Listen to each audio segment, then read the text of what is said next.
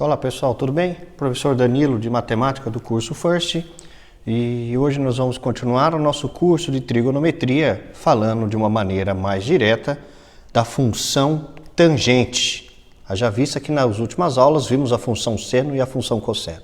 Então, primeira coisa que a gente analisa é a redução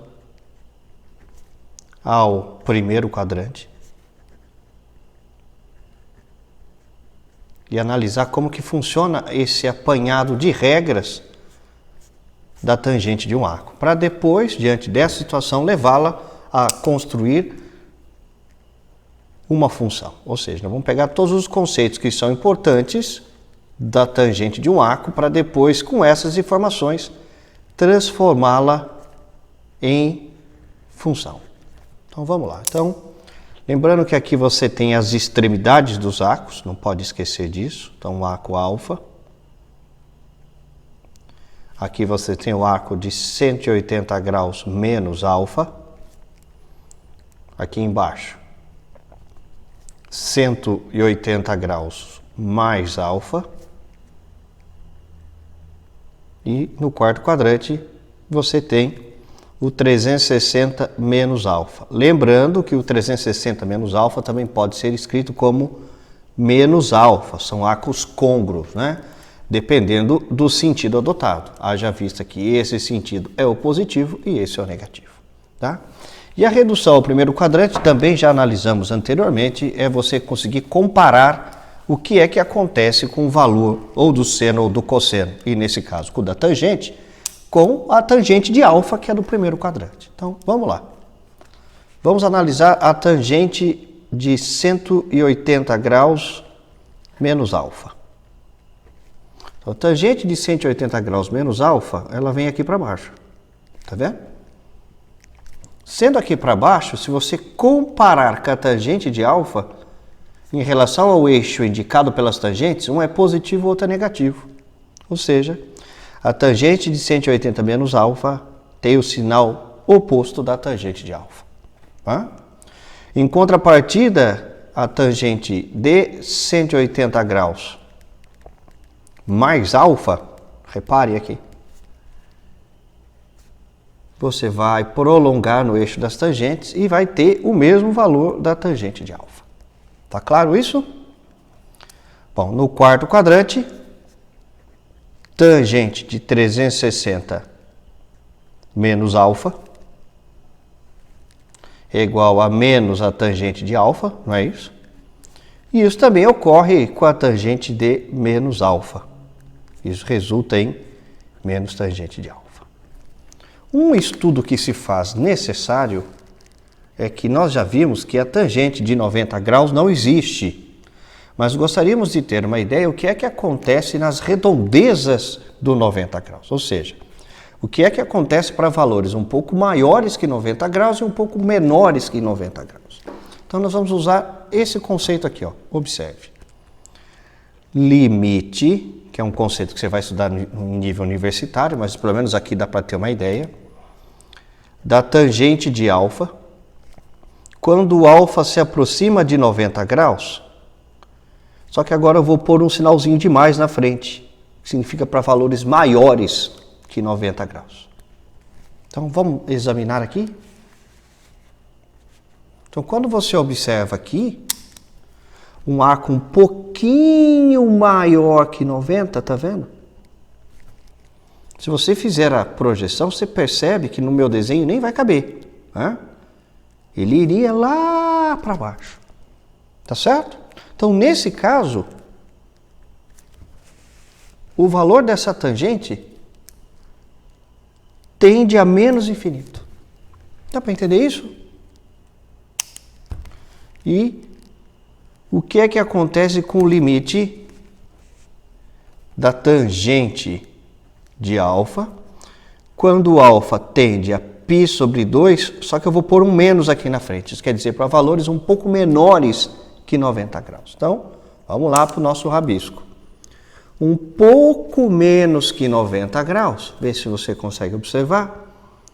Um pouco menos que 90 graus está aqui. Então, a ideia é parte da origem até a ponta do arco e subir.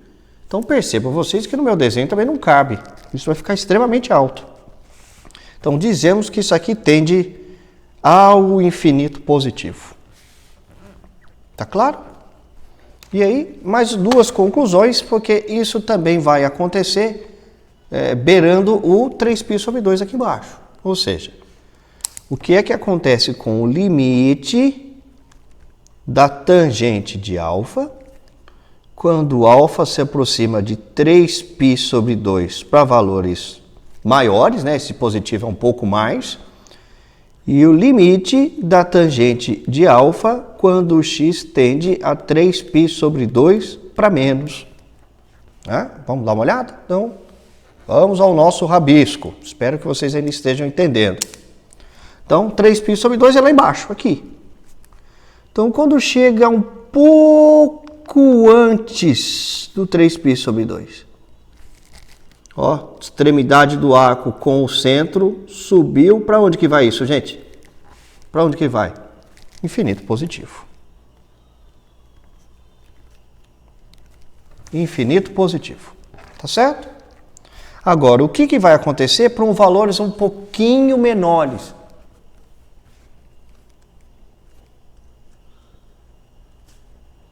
Trouxe para cá.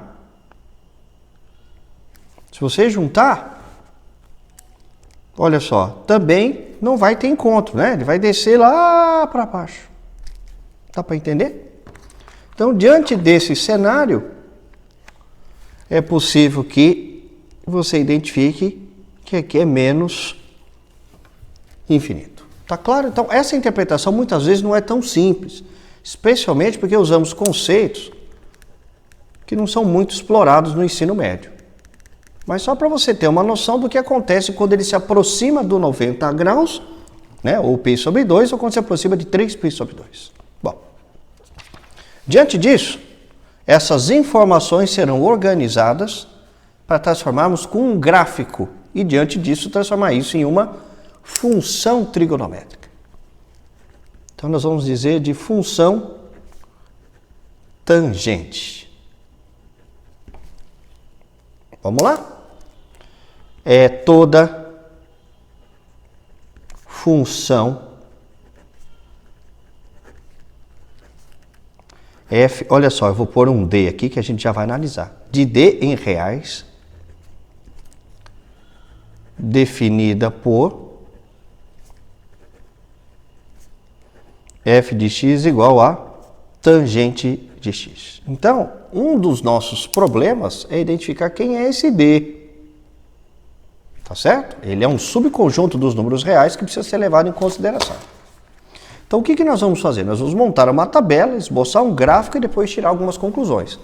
Muito parecido com o que nós trabalhamos com a função seno e a função cosseno. Então, observe.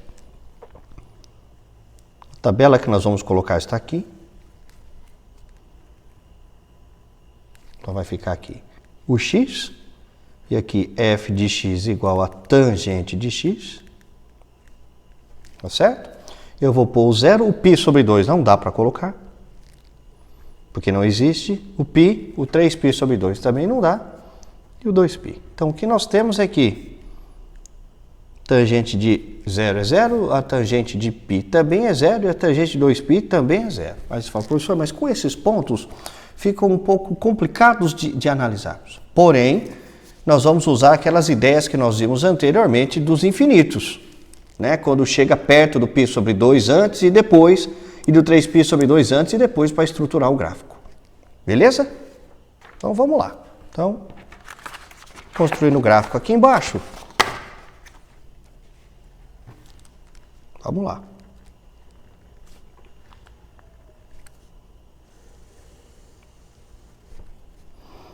π sobre 2, π, 3π sobre 2, 2π, 5π sobre 2, e para o lado de cá eu vou pôr o negativo menos π sobre 2. Bom, o que nós sabemos é que a função não existe no π sobre 2, que é no 90 graus, então eu já ponho um tracejado aqui. No 3π sobre 2 também não existe.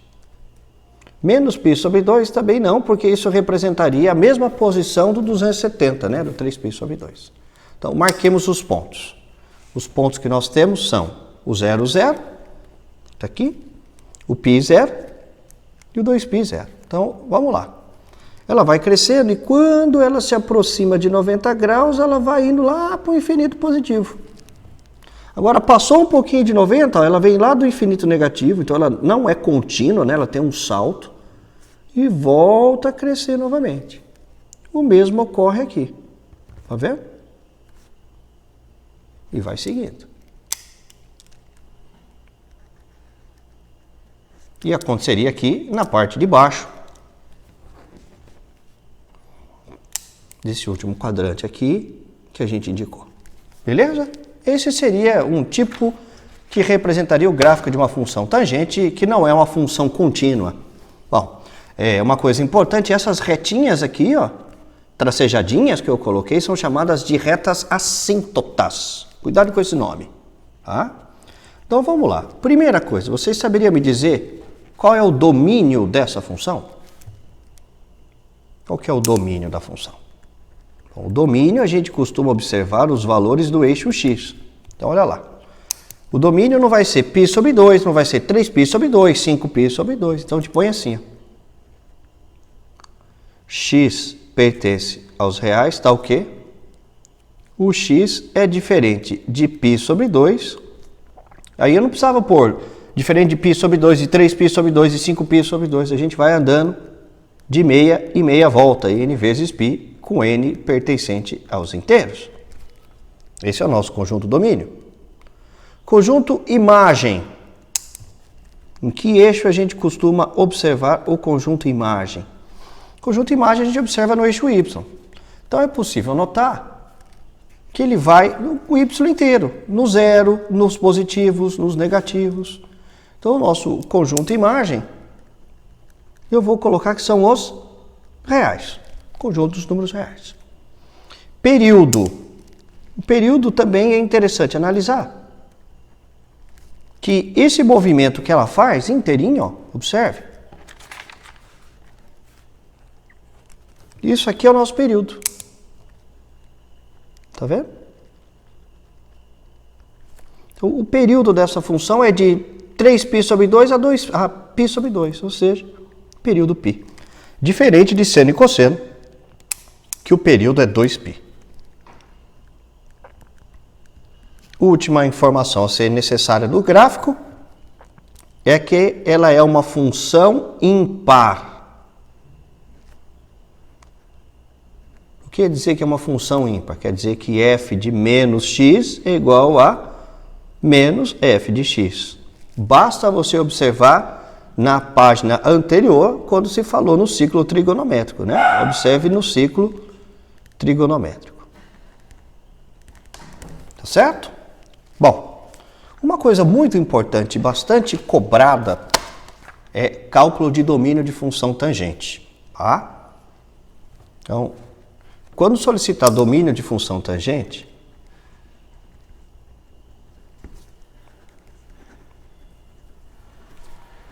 como é muito exigido isso, você tem que tomar cuidado, porque não é o x que é diferente de π sobre 2. Então você tem assim, f de x igual a mais b tangente de qualquer coisa. Essa é a expressão que eu usei agora há pouco. Sabe essa qualquer coisa? Bastante atenção nisso aqui. Isso aqui é para exercício, cara. Essa qualquer coisa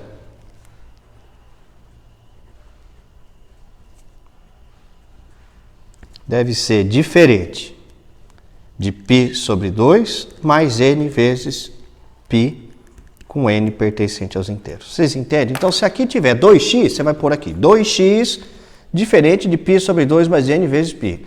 Não, professor, mas o que tem aqui é π mais π sobre 4x. Você põe aqui. π mais π sobre x sobre 4 e faz. E posteriormente a isso, após, devemos isolar a variável. O que é isolar a variável, professor? Isolar o x ou o y, a variável que tiver lá. Então, bastante cuidado. Essa qualquer coisa que está aqui vai parar aqui, cara. Vai parar aqui. Então, isso é extremamente importante. Você vai encontrar esse tipo de exercício em qualquer material apostilado que você estude. Obter o domínio da função tangente. Então, tem que tomar cuidado. Professor, e esse A e esse B? Esse A e esse B que estão aqui fora não vão alterar em hipótese alguma o domínio da função. Quem vai alterar o domínio da função são esses dois. Legal? Bom, gente, com isso a gente finaliza essa aula de função tangente. Junto com essa aula segue uma pequena lista de exercícios para vocês treinarem. E fiquem ligados que em breve temos novas aulas, tá? Bons estudos e uma ótima semana a todos.